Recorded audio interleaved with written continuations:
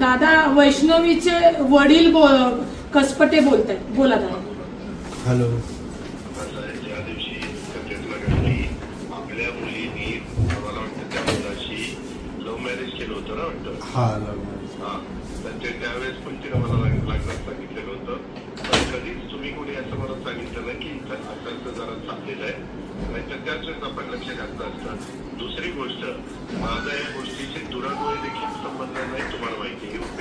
रोज माझ्या नावाने चर्चा भेटताय. मला कळाल्या कसपटे साहेब की सौम्याला ताबडतोब ह्या सगळ्यांना अरेस्ट कर. ते मूल आहे ते आमच्या कसपटे साहेबांच्या अजूनही ते आणि त्यांच्या घरी ते 9 महिन्याचं मूल ते व्यवस्थित बघतील.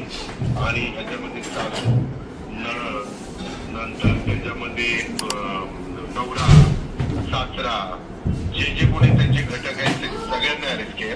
आता सगळ्यांना अरेस्ट केलं गेलंय. फक्त तो सासरा कुठेतरी पळून गेलाय. 3 टीम लावल्या होत्या, अजून टीम वाढवायला सांगितलंय. त्या सोडणार नाही, सगळी कलमं घातलेली आहे.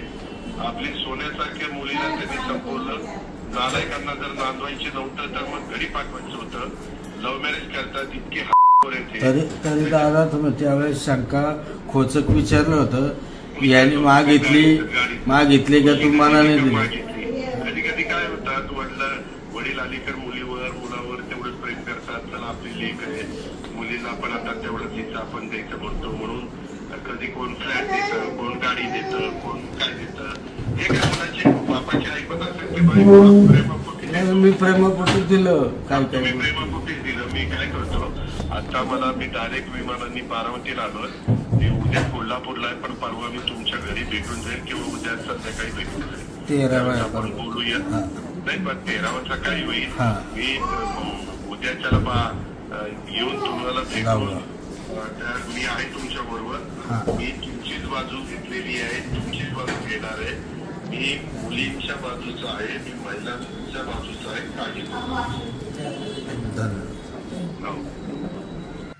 नमस्कार मंडळी. आता नुकताच आपल्या वैष्णवी अगवणीच्या आई वडिलांना अजितदादा पवार यांचा कॉल चालू असताना त्यांनी सविस्तर मांडलं आणि त्यावर काय तोडगा निघेल त्यांनी